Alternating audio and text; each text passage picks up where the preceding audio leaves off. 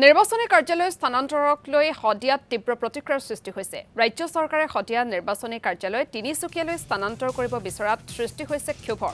1989 চনতে মহকুমাৰ মৰ্যাদা লাভ কৰা শদিয়া নিৰ্বাচনী কাৰ্যালয় স্থানান্তৰক জনবিৰোধী আখ্যা দিছে স্থানীয় লোকসকলে। নিৰ্বাচনী কাৰ্যালয়টো স্থানান্তৰৰ ফলত 80 কিলোমিটাৰ দূৰলৈ যাব লাগিব শদিয়াবাসী। ৰাজ্য চৰকাৰক এনে হঠকাৰী সিদ্ধান্ত গ্ৰহণ নকৰিবৰ বাবে দাবী জনাইছে শদিয়াবাসীয়ে। নিশ্চয়কৈ এক পৰিতাপৰ বিষয়। শদিয়াখন উপজিলা হোৱাৰ পাছত শদিয়াবাসী আচলতে ভাবিছিল, শদিয়াবাসী আচলতে সপোন দেখিছিল যে এইখন শদিয়াত চিকিৎসা ব্যৱস্থা উন্নীত হ'ব, এইখন শদিয়াত আচলতে বানপানীৰ সমস্যা সমাধান হ'ব, এইখন শদিয়াত আচলতে সীমা সমস্যাৰ সমাধান হ'ব। আজিৰ তাৰিখত পুনৰাই আমি দেখিবলৈ পাইছোঁ শদিয়া আঞ্চলিক ছাত্ৰ সন্থাৰ এটা অতি ষড়যন্ত্ৰমূলক বিষয় আমি দৃষ্টি নিক্ষেপ কৰিছোঁ। শদিয়াৰ যি ইলেকশ্যন ব্ৰাঞ্চ, এই ইলেকশ্যন ব্ৰাঞ্চটো অতি ষড়যন্ত্ৰমূলকভাৱে শদিয়াৰ পৰা দূৰলৈ আচলতে লৈ যাব বিচাৰিছে।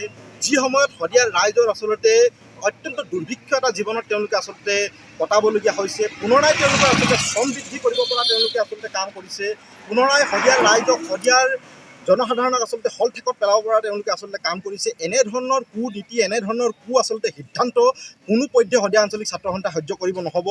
আৰু শদিয়া আঞ্চলিক ছাত্ৰ সন্থাই লগতে শদিয়াৰ বিভিন্নজন সচেতন ৰাইজে, বিভিন্নজন দল সংগঠনে এই ক্ষেত্ৰত আচলতে তীব্ৰভাৱে তেওঁলোকক আচলতে প্ৰত্যাহ্বান জনাইছে। তেওঁলোকে যদি এই অত্যন্ত ষড়যন্ত্ৰমূলকভাৱে যে এই আচলতে বিভাগটো তেওঁলোকে যে দূৰলৈ লৈ যাব বিচাৰিছে, এই সিদ্ধান্ত তেওঁলোকে অতি সোনকালে পৰিহাৰ কৰক, অন্যথা শদিয়াৰ বিভিন্নজনৰ ৰাইজে আচলতে এই ক্ষেত্ৰত তীব্ৰতৰ জংগী আন্দোলন কৰিব আৰু পৰিৱেশ আৰু পৰিস্থিতি কোন দিশলৈ গতি কৰিব তেওঁলোকে আচলতে ভাবিব নোৱাৰিব।